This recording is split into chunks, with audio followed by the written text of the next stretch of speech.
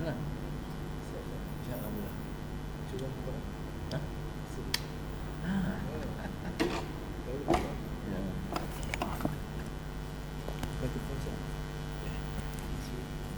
Assalamualaikum. Itu kita berhenti kat mana? Ingat tak?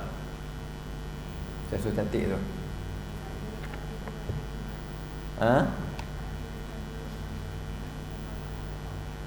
Kurang apa? Kurang kan? Tak nak.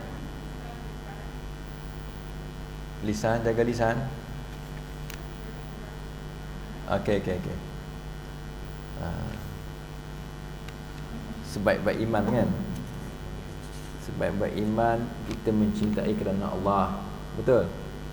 Menyayangi kerana Allah, membenci kerana Allah. Lisan kita zikrullah. Betul ke? Kan lebih kurang. Tak ingat.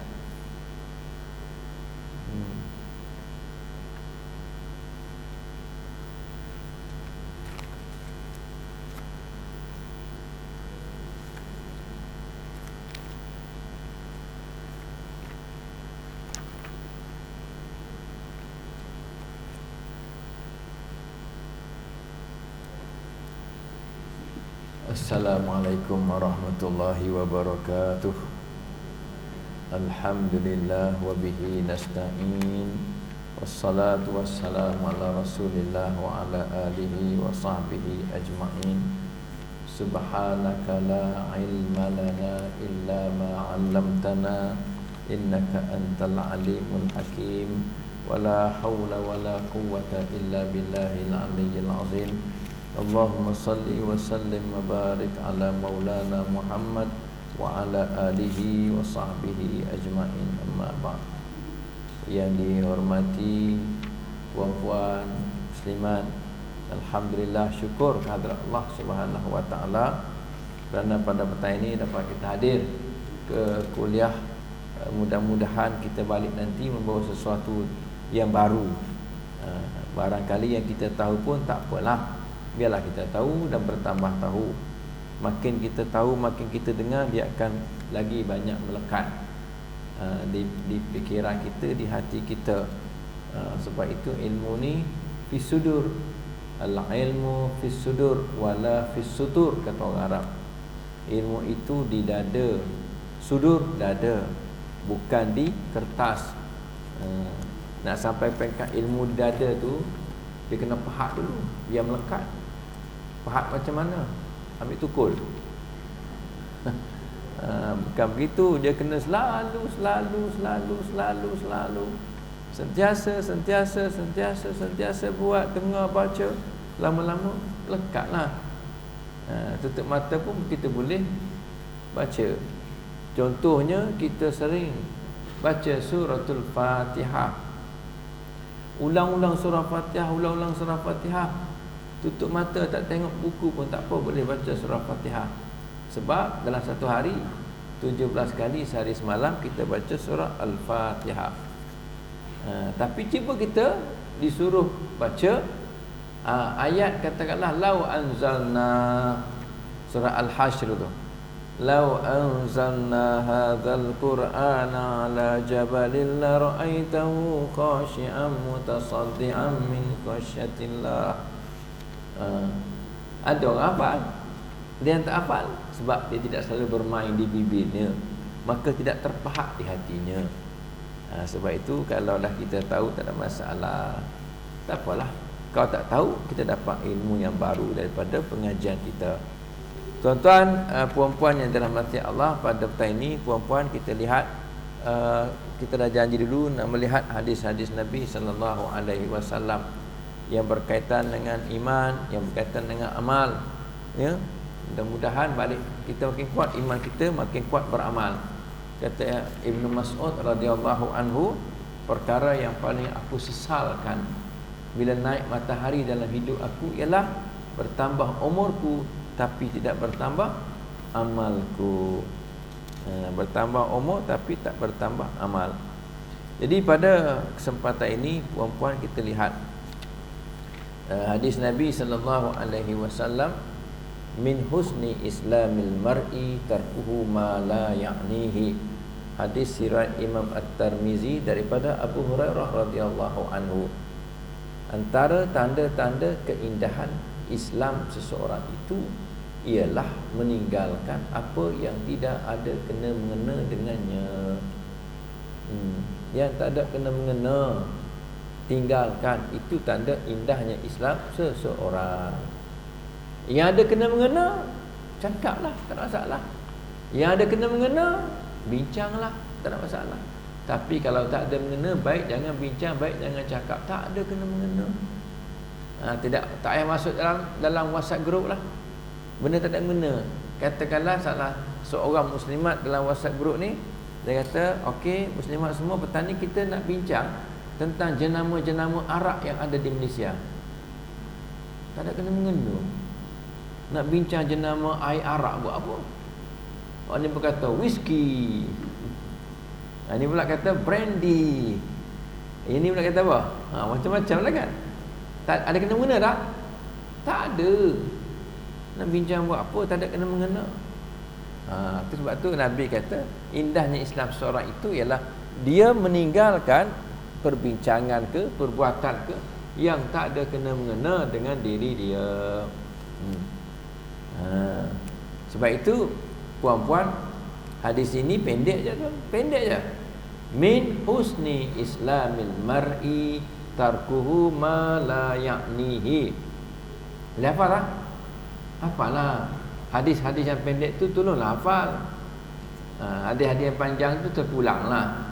Hadis-hadis yang pendek macam hadis ni, min husni islamil mar'i tarkuhu ma la ya'ni. Sempat tulis alhamdulillah. Tulis apa tak tahulah. Lukis Doraemon ke. Tapi pengertiannya di antara tanda-tanda, banyak lagi tanda lain. Antaranya ialah kata Nabi, meninggalkan apa-apa yang tidak ada kena-mengena dengannya. Dalam hadis yang lain, tuan-tuan dan puan-puan, Rasulullah sallallahu alaihi wasallam bersabda, min imanil mar'i, antara tanda-tanda berimannya seseorang itu. Tadi Islam. Sebab itu Islam dan iman tidak boleh dipisahkan. Iman itu kebanyakan ulama mentafsirkan sebagai perbuatan hati yang dikaitkan dengan kepercayaan. Adapun Islam itu ialah perbuatan anggota yang dikaitkan dengan amalan. Itu Islam. Yang tadi itu iman.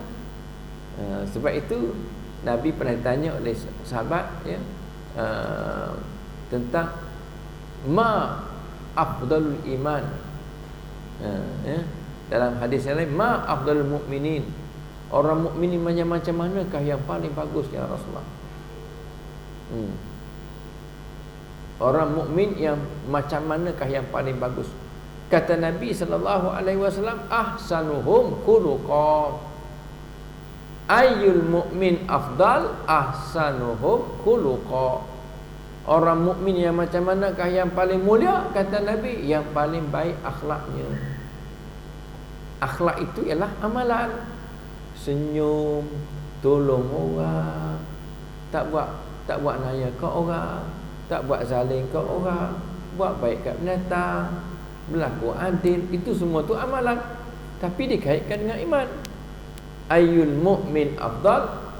Ahsanuhum khuluqa, yang paling baik akhlaknya. Dalam hadis yang lain, ayyul muslim afdal? Orang Islam yang macam manakah yang paling baik? Kata Nabi sallallahu alaihi wasallam, man salimal muslimun min lisanihi wa yadihi. Orang Islam yang paling baik ialah orang Islam yang mana orang Islam lain selamat daripada kejahatan lidah dan tangannya.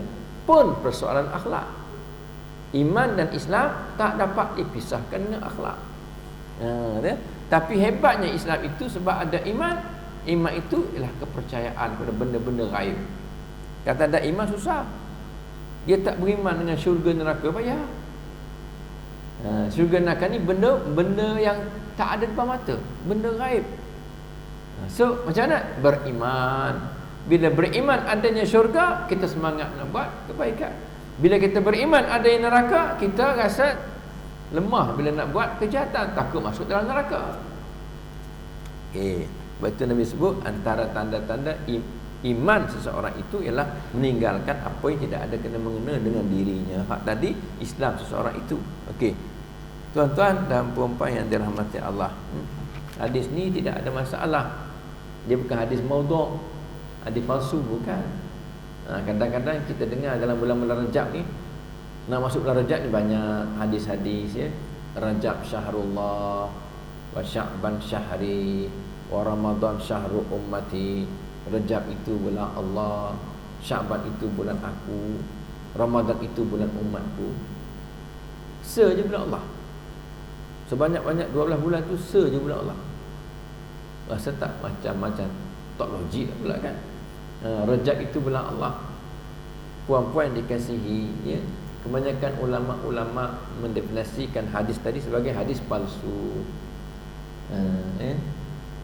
Kalaulah ada ulama kata hadis tu hadis, tapi paling lemah sekali. Sebab ada perawinya yang ada masalah. Katanya suka berbohong perawi tu. Bila ada perawi suka berbohong, hadis tu masalah. Sebab perawi berbohong ni dia boleh reka hadis. Okey. So kena hati-hatilah ya. Hadis ni tak ada masalah dia ni. Dia hadis yang dipanggil hadis hasan. Ya, hadis hasan ni adalah hadis yang baik. Diriwayatkan oleh Imam At-Tirmizi. Puan-puan, hadis ini menceritakan tentang adab. Adab tu akhlak. Asal usul adab itu antaranya ialah meninggalkan apa yang tidak ada kena-mengena dengan diri dia. Sebab itu Nabi sebut, kalau kamu nak bercakap tapi benda tu benda yang tak perlu bercakap, diam. Mulut kita sentiasa nak bercakap. Orang cerita bab sukan, kita pun nak ulas sukan juga. Orang cerita bab kilauan emas, kita pun nak cerita bab kilauan emas juga. Orang cerita bab politik, kita pun nak masuk bab politik juga. Nak bercakap je mulut ni. Tapi ilmu tak ada. Ikut akal dia je, ikut hak dia dalam kepala dia tu. Sebab itu puan-puan, kata Nabi SAW, man kana yu'minu billahi wal yaumil akhir falyakul khairan aw liyasmut. Siapa-siapa yang beriman dengan Allah dan hari akhirat, benda gaib. Ni kata iman, kepercayaan. Benda gaib kena percaya. Hendaklah dia bercakap yang baik-baik ataupun diam. Cakap yang baik-baik. Tai geram nak marah, subhanallah. Orang kita kan tai nak marah, geram sangat-sangat ni, keluar dari mulut dia apa dia? Agak-agak keluar dari mulut dia apa dia? Maki orang, caci orang, hina orang. Nak marah ni, orang tu ialah asyik-asyik usik dia kan. Dia usik-usik dia pun nak marah. Muka tak siap, ada hati nak kahwin dengan aku, pirah. Dia kan. Dia hina orang dah, muka tak siap. Dia menghina Allah. Nampak macam hina orang tu, tapi menghina Allah. Allah dah siap elok-elok muka dia tu. Kita kata tak siap. Siapa dia punya arkitek tu? Allah. Tengok tu. Masjid ni alhamdulillah cantik dah, masjid dah siap dah. Dia punya batu mamanya cantik muda. Siapa arkitek dia? Siapa jurubina dia? Nak tahu siapa jurubina dia. Kalau surau tu huduh, siapa yang buat ni? Teruk tu. Jadi nak kata, kalau kita komplain bab orang fizikalnya, macam kita komplain Allah. Muka tak siap dan sebagainya. Baik duduk diam. Dia dah bercakap yang tak baik, baik duduk diam. Akhirnya disebabkan kita bercakap juga yang tak baik, akhirnya orang pun geram kat kita pula. Apa dia buat? Kita setakat lidah je, dia pergi jumpa beberapa orang. Rasak menyau, akhirnya jadi hudu perempuan tadi. Naik pudis-pudis, ya macam-macam naik. Akhirnya pergi jumpa doktor. Doktor kata, awak tak ada masalah, okey je. Doktor bagi ubat, tak menjadi ubat dia. Sebab syaitan dah kacau hidup dia. Itu masalah. Lebih baik kita diam bila bercakap yang tak baik. Nabi pesan kat sahabat, la taghdab. Sahabat kata apa? Ya Rasulullah, ausini. Ya Rasulullah, nasihatilah aku. La taghdab, kata Nabi. Jangan kamu marah. Dia pun tanya lagi, ya Rasulullah, ausini. Ya Rasulullah, nasihatilah aku lagi, ya Rasulullah. La taghdab. Kali kedua, jangan kamu marah. Kali ketiga datang lagi, ya Rasulullah, ausini. Macam tak puas hatilah. Takkan pendek tu je nasihat. Nabi kali ketiga pun, la taghdab, jangan kamu marah. Sebab marah tu punca segala-galanya. Bila kita marah ni, isteri automatik tertalak, tercerai. Bila suami kata, aku ceraikan kau, gaduh kan. Gaduh-gaduh, suami marah, dia pun cerai. Lepas tu menyesal. Ada orang tanya saya, Ustaz, dia kata kat isteri dia, kalau kamu keluar dari rumah, jatuh talak. Perempuan tu keluar rumah. Suami pun sampai mesej kat saya, Ustaz, jatuh tak talak Ustaz? Sebab saya gertak je, sebab saya tengah marah gitu. Jatuh. Gertak tak gertak, marah tak marah, jatuh. Kenapa nak buat kait dengan cerai? Jangan kait dengan cerai. Kalau kamu keluar rumah juga, aku tak beli baju raya. Kan lebih baik macam tu. Mana kalau kita tak beli pun tak apa, beli pun tak apa, tak beli pun tak apa. Tapi kalau dah cerai, jatuh satu talak. Kena jaga-jaga, sebab bila tengah marah ni macam-macam boleh cakap. Begitu juga kaki tangan pun naik. Sebab tu saya bimbang kalau ada pergi pejabat kerajaan kan, sampai kat pintu tu kaki tangan, takut dia. Kepala tak ada, kaki tangan je ada. Sebab tu disebut jangan marah. Punca segala penyakit-penyakit yang syaitan suka ialah marah. Nabi kata orang yang paling bagus ialah yang lambat marah, tapi bila marah dia cepat reda. Jangan jadi pula orang yang cepat marah tapi lambat reda. Puan-puan ni kategori mana ni? Cepat marah, lambat reda? Tak marah langsung? Bagus, alhamdulillah. Tak marah langsung, Masya Allah.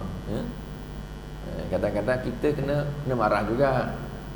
Kena marah, tapi marah tu bertempat. Orang kata jangan marah-marah, sentiasa marah, nanti darah tinggi. Biar bertempat. Time orang hak kita dicabuli boleh marah, hak kita, hak Allah dicabuli boleh marah. Bismillah. Orang hina Allah boleh marah. Orang hina Rasulullah, kita boleh marah.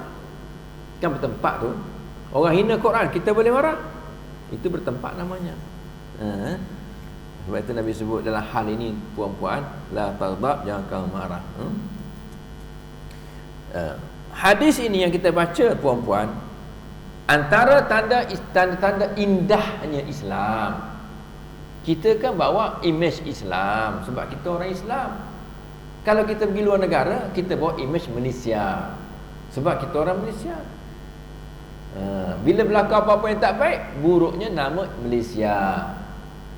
Tapi kalau kita lawan sukan, katakanlah kita menang, dapat emas, yang dapatnya Malaysia. Dua rakyat, tengok yang kat berlaku di Indonesia kan. Dua rakyat daripada Australia lah ditangkap kerana mengedar dadah di Indonesia. Akhirnya dihukum tembak sampai mati. Bayangkan, tembak sampai mati. Aduh, ya. Jadi orang tak cakap John and David ditangkap di Indonesia kerana mengedar dadah. Surat khabar cakap macam mana? Dua rakyat Australia ditangkap di Indonesia kerana mengedar dadah. Tengok, sama jugalah kalau kita bawa imej agama. Sama juga, itu negara, ini imej agama, kita bawa Islam. Apa orang bukan Islam cakap? Alah, dia pun sama juga kita. Lu dengan gua sama. Pasal apa sama? Gua tak nak pergi masjid, lu pun tak nak pergi masjid. Nak kata apa? Nak kata apa? Lu cakap elok-elok sikit ya. Lu nampak ni.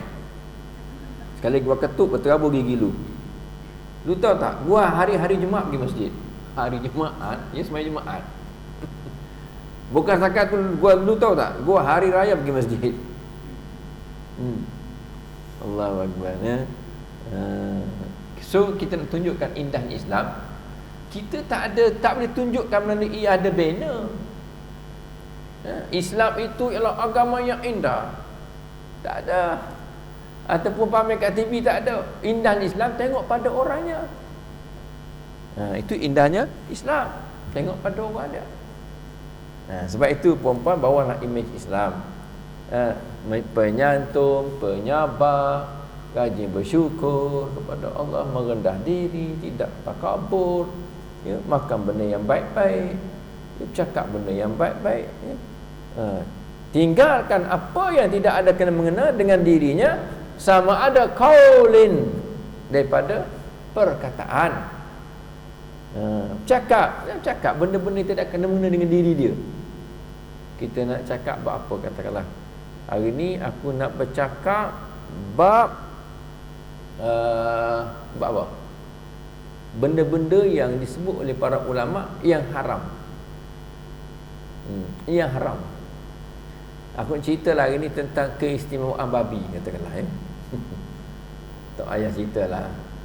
Tak ceritalah walaupun 1 ke 2 ke 10 ke, sebab memang telah disahkan oleh Al-Quran dan hadis Nabi bahawa daging babi itu haram. Dah. Kenapa kita nak kaji-kaji lah ya? Nak kaji penyakit boleh. Itu ada kena-mengena dengan kita. Nak kaji penyakit yang ada kat babi, lebih 40 penyakit ada. Bayangkan dalam babi tu tuan-tuan, puan-puan, ada 40 penyakit lebih. Tak apalah buat kajian ni, nak tahu okey, babi ni sedap panggang ke, buat steam ke, buat 3 rasa ke apa? Tak ada pedah ni untuk main bincang bab tu, buat kertas kerja bab tu dah. Aku rasa lah kalau buat tom yang sedap, kalau sup kurang sedap.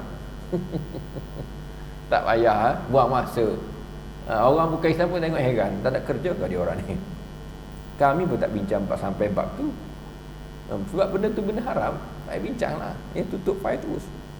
Wa fi'lin, bukan sekadar perkataan tapi juga perbuatan. Duk kumpul geng-geng kita, katakanlah ya, muslimat berkumpul. Cuba tengok rumah sana tu. Tengok rumah cantik rumah tu. Agak-agak kau nak pecah rumah ke mana agak-agak? Kalau kita lah nak pecah rumah dia, ke bomba ke tingkap ke mana? Tak boleh ke umur kat PA. Aku rasa kita masuk ke tingkap ni. Tak nak kena benda kan? Sebab benda tu benda haram, kita takkan buat benda tu. So bincang benda tu buat apa? Tak indahnya Islam tu. Buang masa satu hal, macam berniat nak pecah rumah orang lah pula. Hal yang kedua, ya. Okey. Ini nak beritahunya perkataan dan perbuatan kena jaga, sebab dia melambangkan keindahan Islam yang kita anuti, yang kita pegang. Pertamanya puan-puan yang dikasihi, alhamdulillah, hadis Nabi sallallahu alaihi wasallam menyebut, al-muslim man salimal muslimun min lisanihi wa yadihi. Orang Islam yang sebenar-benar Islam ialah di mana orang Islam lain sejahtera, selamat, aman daripada kejahatan lidah dan tangannya, iaitu perkataan dan perbuatan. Sebab banyak perbuatan kita menggunakan tangan. Pukul orang tangan, ambil duit orang tangan, pecah rumah orang pun tangan. Mulut ni maki orang, fitnah orang, mengumpat orang, merendahkan orang, ni mengaibkan orang, mulut. Tangan pula ada tugas dia. Orang Islam yang hebat itu, yang sebenar-benar Islam, ialah di mana orang Islam lain selamat daripada kejahatan mulut dan lidahnya. Maknanya jahatlah juga mulut dan lidahnya. Sebab tu pernah Ibrahim bin Adham ketika dia berkhidmat, ya, dengan seorang penternak, kerjanya ialah jaga lembu, kambing apa semua. Jadi tuan dah kata, Ibrahim, kamu pergi ambil 2 bahagian yang terbaik pada lembu. Dia pun ambil lidah, dia ambil hati. Dia pun cakap pula, gini, kamu ambil pula 2 bahagian yang ada pada lembu yang tidak bagus, tak baik. Dia ambil lidah dan ambil hati juga. Lidah dia jadi baik, dia jadi tak baik. Pandai-pandailah kita kontrol, ya. Sama-sama kita kontrol lidah kita. Pertama ialah benda-benda haram. Benda yang tidak ada kena-mengena dengan diri kita, benda haram. Ataupun yang kedua, benda-benda mustabihat, benda syubhah. Terbincanglah benda-benda syubhah ni. Kalau kita rasa tak perlu, memang tak perlu pun. Kadang-kadang yang benda-benda syubhah ni, benda-benda syubhah ni benda yang diragui statusnya halal ataupun haram. Betul, kalau pergi ke minimarket, pergi ke pasar raya, supermarket, cari pastikan produk yang kita nak beli ialah halal dan ada cop halal jakim. Air ni tak ada, tapi saya dah minum. Syubhah lah, sebab tidak ada status halal. Nak kata apa? Air pun kena pastikan halal. Sampai kadang tisu pun ada tak tisu halal. Bihun, beras, air minuman kita, sama ada yang serbuk ke, yang tak serbuk ke, yang cair ke, aiskrim anak kita, cucu kita, pastikan benda halal. Kalau tak ada halal haram, syubhah sama dia. Logo halal tak ada, logo haram tak ada. Kalau puan-puan pergi kedai kan, dia kata nan halal, itu confirm haram. Patut dia kata haram tu lah, dia kata nan halal. Haram bawah tu haram jadah. Ini haram jadah punya produk. Tiba-tiba nan halal, tidak halal. Allah. So yang halal ada halal, itu memang tak halal. Tapi itu tidak termasuk dalam rak haram, tidak ada pula logo halal. Nak kata apa? Syubhah lah. Jangan belilah. Kecuali benda tu benda yang memang tak ada logo halal pun, macam handphone kan. Gila nak cari logo halal. Ya? Suami puan katalah, suami puan isap okok, walaupun tidak ada pada kotak okok tu haram ataupun halal, tapi hukum kata apa? Haram. Beritahu suami, bang, boleh hisap okok bila mana kat kotak okok tu ada logo halal jakin. Agak-agak ada tak? Tak ada. Sama ada haram ataupun syubhah. Ya, benda syubhah, benda yang tidak diragui, ya, tak usah bincang lah, ya. Benda-benda yang kaitan dengan syubhah. Tapi kalau bincang bab lain, aspek lain boleh, tak ada masalah. Okey, macam mana kita nak guna wang syubhah? Tak apa, ulama ada bincang. Macam mana kita nak manfaatkan wang syubhah? Wang syubhah ni ialah wang yang, saya pernah pergi sebuah kedai, beli satu barang, dia kata apa? Berapa ringgit ni? Dia kata, Ustaz, harga semuanya lah RM23, 30 sen katakanlah, ya. Saya pun buat keluar lah RM23 dan mencari-cari 30 sen. Ustaz, tak payah Ustaz, RM23 Ustaz. Tu 30 sen. 30 sen Ustaz. Sebenarnya dalam kami punya mesin tu ada banyak duit orang yang tak tuntut. Jadi kita guna duit tu, ya Ustaz. Mana boleh? Itu duit orang, itu duit syubhah. Orang lain punya. Mana boleh saya ambil? Kena pula saya nak beli tu benda makanan. Mana boleh, takut saya.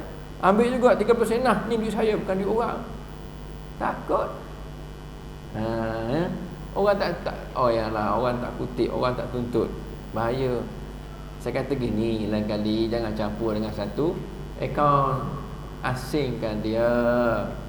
Banyak Ustaz, banyak lagi bagus. Asingkan dia, pergi kat masjid, masuk tong masjid. Ya Allah, pahalanya berilah kepada tuan punya duit ni asal.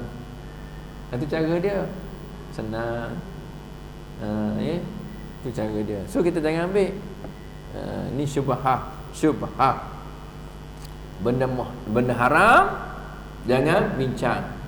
Benda syubhah bincanglah pada kena pada tempatnya. Yang ketiga, benda-benda makruh yang tak disukai, makruh. Islam tak suka kita duk bincang. Muslimat, katalah muslimat ni Taman Kawasan ni duk bincang. Besok datang ramai-ramai kat masjid ini, kita nak buat kuis. Okey, datang. Soalan pertama, di manakah lahirnya Jennifer Lopez?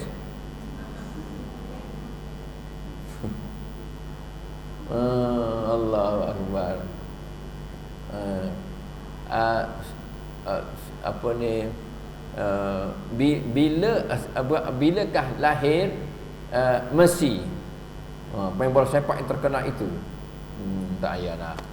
Benda-benda yang Islam pun tak galakkan sangat dia bincang benda tu. Tak galak tu maknanya ulama-ulama tak sukalah, tak sokong nak bincang. Nak kata makruh tu lebih kurang itulah. Benda tak disukai. Ceritalah tentang Rasulullah ke, ya, tentang Aisyah ke, tentang Khadijah ke, tentang sahabat-sahabat Nabi ke. Berapa ramai tentera Islam dalam perang Badar? Sudah. Ada? Berapa ratus? 300? 300? 15? 13? 313. Lawan tentera musyrikin berapa ratus? 1000. Pandai pun. Masuk tadika dulu ya. Allahu Akbar, ya. Itu ada kena mengena dengan Islam. Ya. Perang Badar berlaku pada tahun berapa hijrah? Sudah. Ustaz saya bab sejarah yang lemah sikit sangat. Sebab tu saya masa dulu saya ambil geografi. Alasan. Ini berkaitan dengan kita. Ada kena mengena dengan kita perang Badar ni. Kenapa dipanggil perang Badar? Sebab dalam perang tersebut diketuai oleh laki-laki bernama Badar. Betul? Betul ke? Sudah. Kena ambil SPM balik dapat gaya ni. Sebab berlaku di Badar, satu lembah yang ada tapungan air. Nama tempat tersebut ialah Badar. So kena ambil tahulah. Ya, Jennifer Lopez lahir kat mana tak payah. Tak payahlah, ya. Wa fudulul mubahat. Ulama melarang juga, ya, antara tanda-tanda indahnya Islam seseorang itu ialah meninggalkan perkara-perkara lebih daripada benda-benda harus. Pasal bincanglah benda-benda yang lebih-lebih daripada harus. Dia bincang Islam kita lah contohnya. Bincang katakanlah tentang sofa. Rumah kita dah banyak dah sofa. Nak beli sofa baru pula. Kalau aku nak beli sofa ni okey tak? 3, 2, 1 ada satu meja. Tapi aku ingat nak letak kat mana meja ni dengan sofa ni. Dia fikir benda-benda harus. Ya. Duk beli tudung. Tudung satu almari tak pakai-pakai. Kerjanya beli tudung. Nampak ada keluaran model baru, beli. Nampak pula apa, tudung Faridi, beli. Ariano, beli. Apa lagi?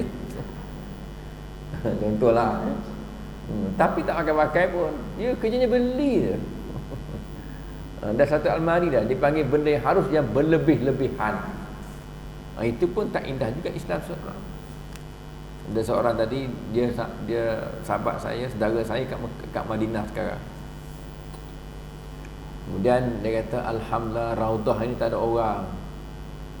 Dia pun boleh masuk kat Raudah. Kemudian dia keluar pintu bakit, ada orang hadiahkan Quran. Dia tanya saya, Ustaz boleh tak ambil Quran tersebut? Kalau orang pergi umrah dapat 12 Quran lah. Kalau 12 buah Quran. Kalau bukan umrah, Dia kata dapat 6 gitulah. Boleh tak kita ambil? Banyak tu 12 tu. Saya kata boleh ambil dengan syarat baca semua 12 tersebut. Kalau tak boleh baca jangan ambil. Nak buat apa? Duduk kat rumah, inilah saya pergi Madinah itu dapat belajar Quran. Duduk kempen kat orang datang rumah dia pula. Quran apa tu? Itulah aku pergi Madinah tu dapatlah dah belajar Quran. Datang pula, itulah Quran Madinah. Dah belajar. Bukan nak baca. Dia elam pula dah. Itu benda-benda yang berlebihan daripada benda-benda yang harus. Jangan sibuk-sibuklah yang kita tak berhajat kepadanya. Tak berhajat pun, benda-benda harus. Apa benda-benda yang kita tak berhajat sangat kepada dia? Benda harus yang kita tak berhajat kepada dia. Macam tadi lah, macam perempuan katakanlah ya, dari segi pakaian, benda harus pakaian ni perempuan, benda harus. Tapi kita tak berhajat kepada dia. Di Malaysia ni perempuan, cuacanya panas. Kita pula tu sibuk cari baju tebal. Tunggu turun salji lah dekat Ampang barangkali Taman Kawasan. Itu juga melambangkan kita membuang masa ya. Okey. Orang Islam itu yang sempurna Islamnya, dia orang itu sebut dia mengabdikan diri kepada Allah SWT seumpama dia melihat Allah.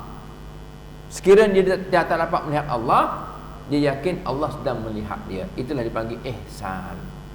Tinggi darjatnya ya Islam itu. Sebab itu perempuan, kalaulah kita dapat sampai ke peringkat macam orang dalam jabat, saya pergi sebuah satu kilang. Kilang ni food processing dipanggil. Food processing, kilang memproses makanan. Saya tengok pekerja kilang tu diam, dia buat kerja je, tak bercakap pun, walaupun kawan depan dengan dia. Ya, katalah dia buat apa? Dia buat nugget katalah. Nugget tu dah siap nugget, dia sekarang ni ambil nugget dengan tangan tu sarung plastik lah, masuk dalam bag plastik. Yang sana pun sama juga, masukkan. Dia pun bergerak jalan sampai kat sana, timbang pula. Saya tengok dia tak bercakap pun. Kalau kita bercakap sembang dah ya. Kita stop mesin kejap, sembang.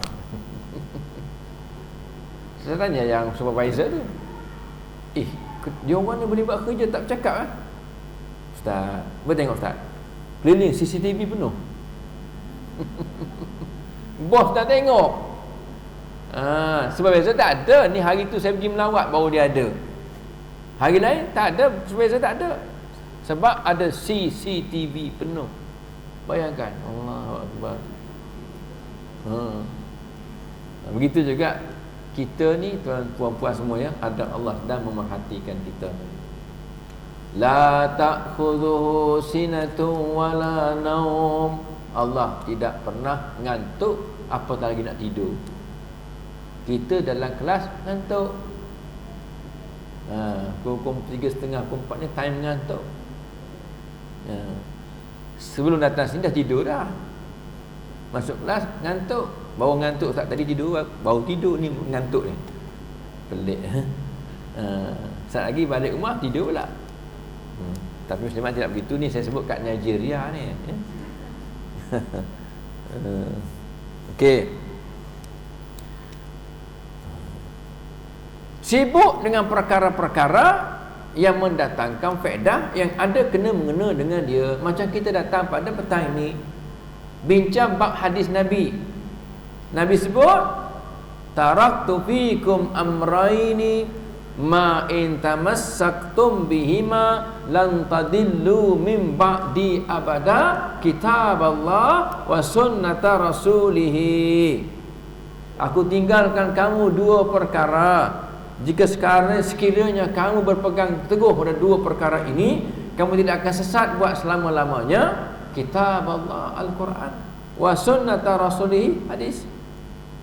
So kita baca hadis tadi ialah maknanya kita tahu, kita ambil tahu benda-benda yang ada kena mengena dengan diri kita. Okey, puan-puan.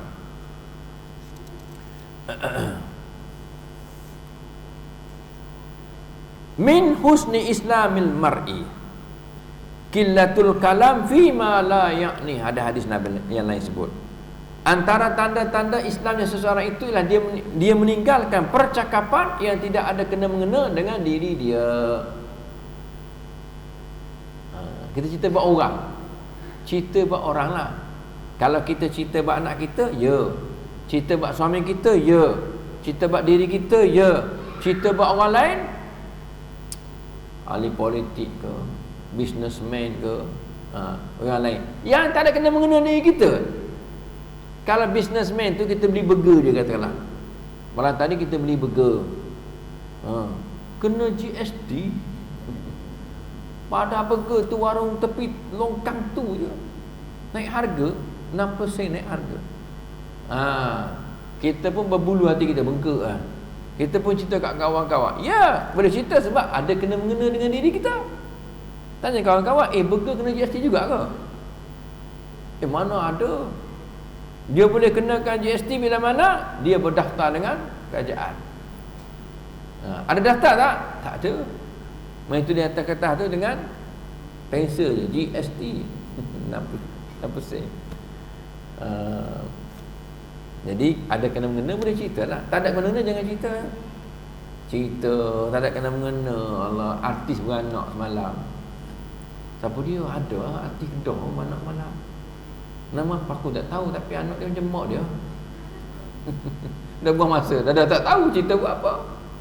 Biarlah artis tu nak beranak ke, artis tu nak mengandung ke, artis nak bertunang ke, artis nak bercerai ke, artis nak menikah ke, biar dia lah.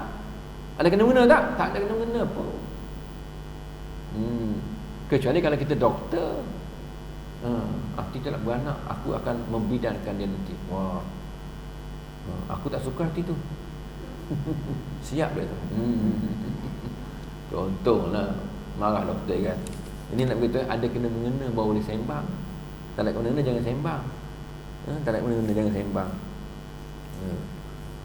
Okey, kurang bercakap benda yang tidak ada kena-mengena dengan diri kita. Kurangkan bercakap.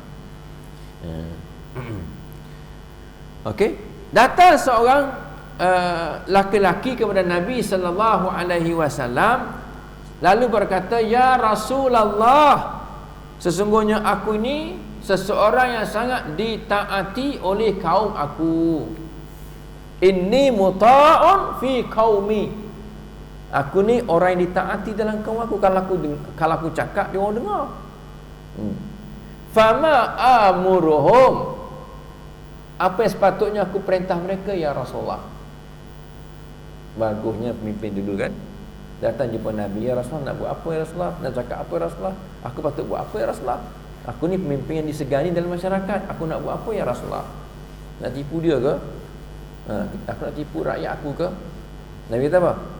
"Murhum bi ifsya'is salam."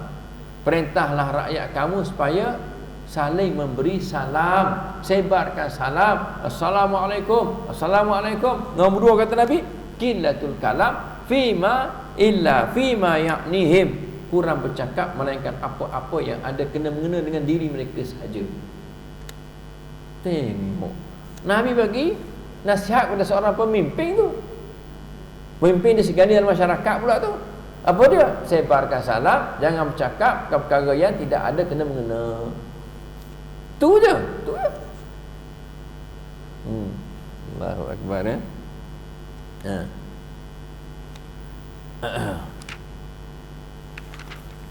Disebut dalam satu hadis Nabi sallallahu alaihi wasallam dalam kitab Suhuf Nabi Ibrahim alaihi salam, bahawa orang yang berakal itu tidak akan dapat menguasai akalnya melainkan saat ketika dia bermunajat dengan Tuhan dia. Masa itulah dia kuasai akal dia. Akal dia tunduk. Maknanya akal dia tak akan fikir benda lain lah. Lagi tak munajat, lagi dia fikir macam-macam dalam kepala otak ni. Itu pun dalam semayang terfikir juga tu kan. Terfikir Allahu Akbar. Mana aku tak nak tudung tadi, ya Allah. Siapa ambil nak tudung tu? Dah lah beli mahal kat Indonesia. Berapa juta rupiah tu. Hilang pula, Allah. Siapa nak ambil nak tudung tu? Ish. Allahu Akbar. Dah nak tudung hilang. Dengan pimpin sekali hilang. Allah. Dah tunggu siapa ambil tu. Sami Allahu liman hamidah. Kita tak sepatutnya sampai ke tahap celaru dalam solat. Kalau boleh fokus. Fokus maknanya kita sedang depan Allah tu je. Kita berada depan Allah, cakap depan Allah, berfikir pun macam kita berada depan Allah tu. Berfikir macam mana? Jangan fikir tentang benda dunia dah. Ya. Sebab itu puan-puan dalam hati Allah, dalam hal ini orang yang berakal, dia akan dapat kuasai akal dia bila mana dia bermunajat kepada Tuhan dia, menggunakan akal dia. Ni saya tahu dalam majlis ni mungkin ada yang khayal lain kan. Tengok muka ustaz nampak GST rasa nak marah kan. Contohlah dia khayal lain. Semayang kena ingat ya, semayang itu ialah time kita bermunajat kepada Allah Subhanahu Wa Taala. Akal kita kena turun rendah. Yang kedua, saat ketika dia menggunakan akalnya untuk muhasabah diri dia. Yang pertama bermunajat kepada Allah. Ya Allah, ya Allah, ya Allah.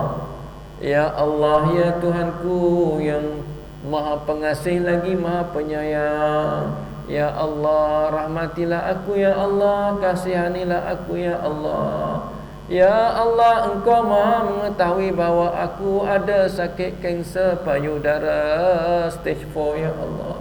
Sembuhkanlah aku ya Allah. Hilangkanlah kesakitan aku ya Allah. Sembuhkanlah aku ya Allah. Bermunajat. Puan-puan takkan meleweh dah akal puan-puan. Betul tak? Kan puan-puan bermunajat ni fikiran ke lain. Nasi ayam ada, sup tulang mari kepala otak ni. Dah. Nak tahu lurus tak lurus otak dia dengan Allah tu, tengok menangis betul-betul. Dia fokus menangis.